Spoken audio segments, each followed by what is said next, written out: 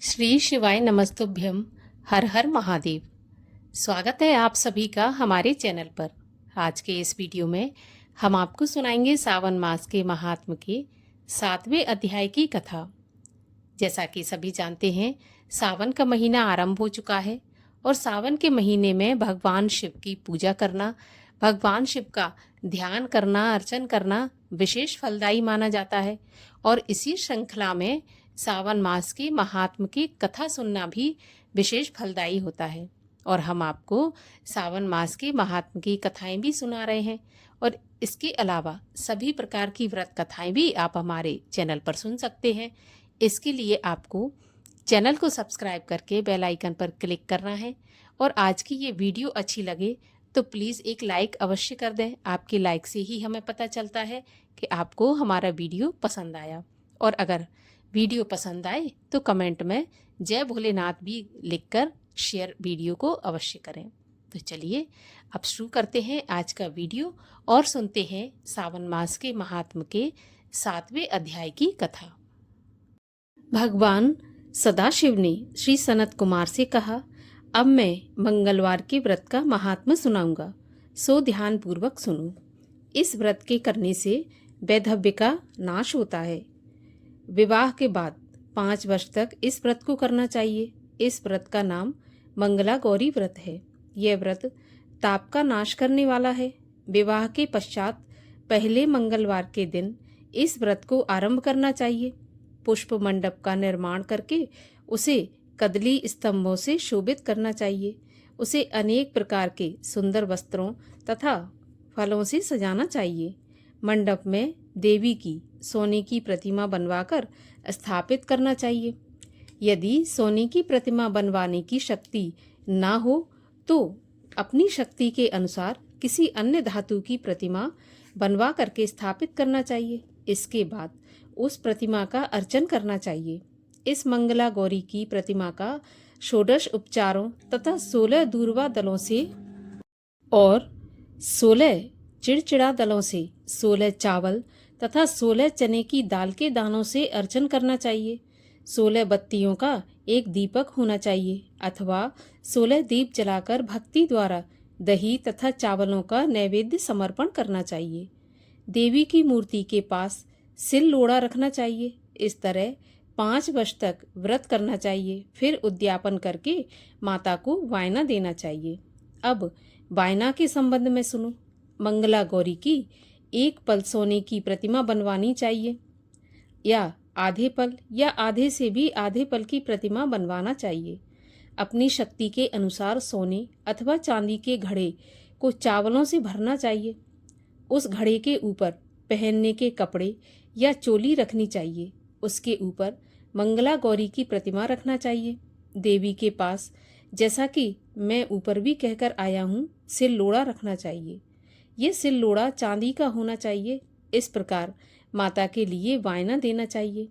हे सनत कुमार, इस प्रकार व्रत करने से 7 जन्म तक अटल सौभाग्य तथा पुत्र पौत्र एवं संपत्ति आदि सब अपने आप प्राप्त हो जाया करते हैं। सनत कुमार ने भगवान श्री सदाशिव से पूछा, प्रभु, इस व्रत को पहले किसने किया था और उसके करने से किस फल की प्राप्ति हुई थी? कृपा करके आप मुझे इस व्रत के संबंध में इस प्रकार बताएं जिससे इस व्रत में मेरी श्रद्धा हो जाए। भगवान श्री सदाशिव ने कहा, हे सनत कुमार, प्राचीन काल में कुरु देश में श्रुत कीर्ति नामक एक राजा शास्त्र ज्ञाता, कीर्तिमान तथा शत्रु रहित था। वह 64 कलाओं का जानने वाला तथा धनुर्विद्या में निपुण था। उसके यहाँ संसार की किसी भी वस्तु की कोई कमी नहीं थी। कमी थी तो केवल एक संतान की। उसने संतान के लिए देवी की आराधना भी की। एक दिन देवी ने उसकी आराधना से प्रसन्न होकर उसे साक्षात दर्शन दिए और कहा, हे श्रुतकीर्ति, अब वरदान मांगो। राजा श्रुतकीर्ति ने कहा, माँ, यदि आप मुझ पर प्रसन्न हो तो मुझे एक पुत्र दें। आपकी कृपा से मेरे यहाँ धन धान्य आदि किसी भी चीज की कोई कमी नहीं है। बस एक पुत्र सुख को छोड़कर मेरे यहाँ सब प्रकार का आनंद है। राजा के ऐसे वचन सुनकर देवी मुस्कुराई। उसने कहा, राजन, तुमने एक दुर्लभ वस्तु की याचना की है, फिर भी तुमको पुत्र अवश्य दूंगी, लेकिन तुम मेरी बात को ध्यान देकर सुनो। तुम्हारे यहाँ जो पुत्र होगा वह अत्यंत गुणवान तो होगा, किंतु वह 16 वर्ष से अधिक नहीं जिएगा। हाँ, यदि एक सुंदर अथवा विद्या विहीन पुत्र होगा तो वह बहुत समय तक जीवित रहेगा। देवी की बात सुनकर राजा चिंताग्रस्त हो गया। उसने अपनी रानी से बात की और फिर उसकी बात से गुणी, संपूर्ण, लक्षण युक्त 16 वर्ष की आयु वाला पुत्र राजा ने देवी माँ से मांगा। देवी ने कहा, राजा, मेरे मंदिर के मुख्य द्वार पर एक आम का पेड़ है। मेरी आज्ञा है कि तुम उस पेड़ से एक आम तोड़कर अपनी रानी को खाने के लिए दे दो। उसको खाने से रानी को अवश्य गर्व रहेगा। राजा ने प्रसन्न होकर देवी के मंदिर के मुख्य द्वार पर जो आम का पेड़ था वहां से एक आम तोड़कर अपनी पत्नी को खाने के लिए दे दिया। रानी ने देवी के आदेश के अनुसार फल खाया और 10 मास के पश्चात उसके यहाँ देवपुत्र के समान पुत्र पैदा हुआ। हर्ष शोक से संपन्न राजा ने राजकुमार का जात कर्म आदि संस्कार करवाया और भगवान सदाशिव का ध्यान धरकर उसका नाम चिरायु रखा। लड़का अपने माता पिता की देखरेख में चांद की तरह बढ़ने लगा। दिन बीतते चले गए और उसका 16वां वर्ष आरंभ हो गया। राजा रानी दोनों को चिंता सताने लगी। राजा ने सोचा, मैंने यह पुत्र बड़े कष्ट से प्राप्त किया है, अपनी आंखों से मैं इसकी मृत्यु कैसे देख सकूंगा। यह विचार करके उसने राजकुमार को उसके मामा के साथ काशी भेज दिया। जाने के समय रानी ने अपने भाई से कहा, तुम कार्पटिक वेश धारण करके राजकुमार को काशी ले जाओ। मैंने इसके जन्म से पूर्व भगवान श्री सदाशिव से प्रार्थना की थी कि हे प्रभु, पुत्र प्राप्ति पर मैं उसे जगतपति की यात्रा के लिए भेजूंगी। तुम इसको इसी समय काशी ले जाओ। इसकी देह प्राण की रक्षा करना। रानी का भाई अपनी बहन की बात सुनकर भांजे को साथ लेकर काशी चला गया। कई दिन की यात्रा के पश्चात वह आनंद नगर पहुंचा। वहां पर वीरसेन नामक राजा राज्य करता था, जो कि शास्त्र ज्ञाता, कीर्तिमान तथा शत्रु रहित था। उस राजा की कन्या मंगला गौरी अपने रूप लावण्य के कारण चहुं ओर प्रसिद्ध थी। वह राजकुमारी आकाश के चांद की तुलना में धरती का चांद थी। जिस समय राजकुमार चिरायु तथा उसका मामा आनंद नगर में शहर से बाहर के शाही बगीचे में पहुंचे, उस समय राजकुमारी मंगला गौरी अपनी सखी सहेलियों के साथ खेल रही थी। राजकुमार चिरायु तथा उसका मामा खेलती हुई लड़कियों को देखने लगे। खेलती हुई लड़कियों में से एक ने क्रोध में भरकर राजकुमार को रंडा कहा। उस बालिका को क्रोधित और दुर्वचन कहते देखकर राजकुमारी ने उस बालिका से कहा, हे सखी, तुम ऐसे दुर्वचन क्यों कहती हो? मेरे संग अयोग्य वाणी बोलने वाली कोई भी स्त्री नहीं है।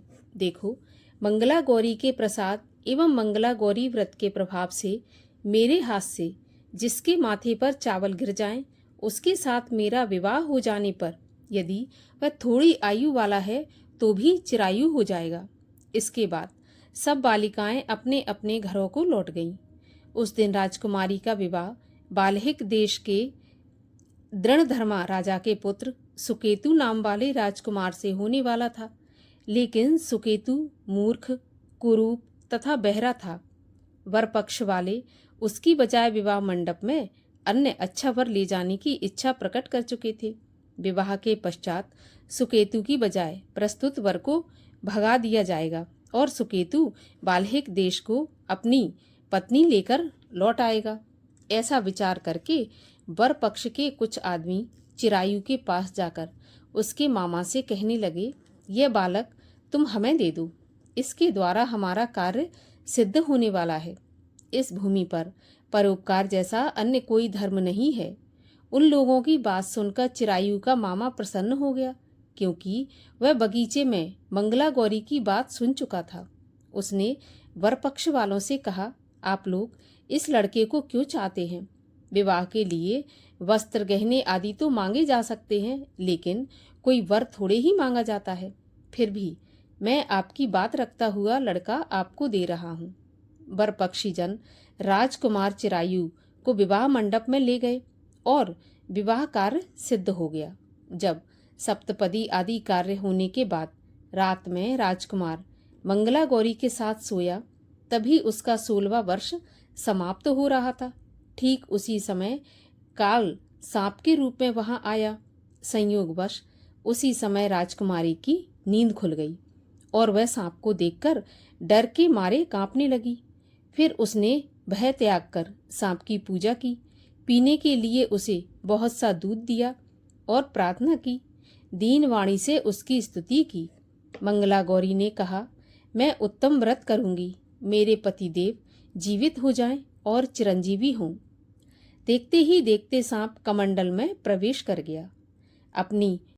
अपनी कुचकी चोली से राजकुमारी ने कमंडल का मुख बांध दिया। उस समय राजकुमार अपने शरीर के अंगों को ऐंठते हुए जागकर उठकर बैठ गया।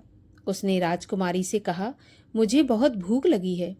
राजकुमारी ने माता के समीप जाकर लड्डू आदि लाकर राजकुमार को खाने के लिए दे दिए। राजकुमार ने प्रसन्न होकर भोजन किया। हाथ धोते समय उसके हाथ से अंगूठी गिर गई। वह पान खाकर दोबारा सो गया। उसके सोने के बाद राजकुमारी कमंडल को बाहर फेंकने के लिए गई, लेकिन विधि के विधान से बाहर जाते समय चमकते हुए हार की दमक देखकर चकित रह गई। उसने उस घट में स्थित हार को अपने गले में पहन लिया। थोड़ी रात बाकी रहने पर चिरायु का मामा आकर उसे ले गया। चिरायु के जाने के बाद वर पक्षी जन सुकेतु को वहां पर ले आए। मंगला गौरी ने जब सुकेतु को देखा तो कहा, यह मेरा पति नहीं है। इस पर वर पक्ष जनों ने राजकुमारी से कहा, देवी यह तुम क्या कह रही हो? यदि कोई पहचान हो तो कहो। तब मंगला गौरी ने कहा, रात को मेरे पति ने जो मुझे जड़ाऊ हार दिया है, उस हार के रत्नों की सुंदरता यह बताए। यह अन्य कोई नहीं है। रात्रि में आम्रसेचन के समय मेरे पति का केसर युक्त पद मेरी जांग में लगा हुआ है। सब लोग उसे देखो। रात के समय मेरे और पति के बीच जो बातचीत हुई है और हमने क्या भोजन किया था, यह भी बताओ, तो यह मेरा पति होगा। मंगला गौरी की बात सुनकर वर पक्षी जनों ने कहा, ठीक है, लेकिन सुकेतु उपरोक्त प्रश्नों में से किसी एक का भी उत्तर नहीं दे सका। इस पर कन्या पक्ष वालों ने उसके साथ राजकुमारी को भेजने से इनकार कर दिया और वर पक्षी जन अपना सा मुंह लेकर जैसे आए थे वैसे ही लौट गए। मंगला गौरी के पिता महाराजा वीरसेन ने प्रसन्न होकर एक महान यज्ञ रचाया। उसने यह भी सुना कि वर पक्ष जन किस प्रकार अपने कुरूप राजकुमार के बजाय किसी अन्य सुंदर युवक को विवाह के मंडप में ले आए थे और उसके साथ मंगला गौरी का विवाह हुआ था। अब मंगला गौरी राजमहल के बरामदे में एक चिक की ओट में बैठ गई और प्रत्येक आते जाते यात्री को देखने लगी ताकि उनमें कहीं उसे चिरायु दिखाई दे जाए। उधर चिरायु भी अपनी ससुराल का हाल जानने के लिए अपने मामा के साथ वहां पर आ पहुंचा। ज्यों ही वह चिक के सामने से गुजरा, मंगला गौरी ने उसे देखकर कहा, पिताजी मेरे पति आ गए हैं। राजा ने तुरंत ही मामा भांजे को राजभवन के भीतर बुला भेजा। मंगला गौरी की बताई हुई सब निशानियां चिरायु में मौजूद थीं। राजा ने वस्त्रभरण, अश्व, गज, रथ तथा अन्य बहुत सी चीजों के साथ मंगला गौरी चिरायु के साथ विदा कर दी। उसके बाद चिरायु राजा वीरसेन से विदा होकर अपनी पत्नी एवं मामा के साथ कुलनंदन सेना सहित अपने नगर को गया। जब उसके माता पिता ने लोगों के मुख से उसकी वापसी के संबंध में सुना तो उन्हें इस बात का विश्वास नहीं हुआ। वे सोचने लगे कि भाग्य के विपरीत कैसे हो सकता है। वह अभी यह सोच ही रहे थे कि राजकुमार चिरायु ने माता और पिता के चरणों में प्रणाम किया। माता ने उसका सिर सूंघा और उसके आनंद का कोई पार नहीं रहा। फिर उसने पुत्र वधू को अपनी गोदी में बैठाकर उससे सारा हालचाल पूछा। भगवान शंकर बोले, हे महामुनि, मंगला गौरी ने उसको व्रत का महात्म तथा पिछला समस्त घटनाक्रम बताया। हे सनत कुमार, मंगला गौरी के कारण ही तभी से यह व्रत मंगला गौरी के नाम से प्रसिद्ध हुआ। इसे जो कोई भी सुनेगा अथवा कीर्तन करेगा उसके सभी मनोरथ सिद्ध हो जाएंगे, इसमें कोई संशय नहीं है। श्री सूत जी बोले, हे ऋषिगण, भगवान शंकर ने सनत कुमार से इस व्रत को कहा। वह इन कार्यों की सिद्धि वाले व्रत को सुनकर गदगद हो उठे। उनको इसके सुनने से परम आनंद की प्राप्ति हुई। इसी के साथ 7वें अध्याय की कथा का समापन होता है। अगले अध्यायों की कथा सुनने के लिए और सभी व्रत कथाएं सुनने के लिए चैनल को सब्सक्राइब अवश्य कर लीजिए, बेल आइकन पर क्लिक कर लीजिए।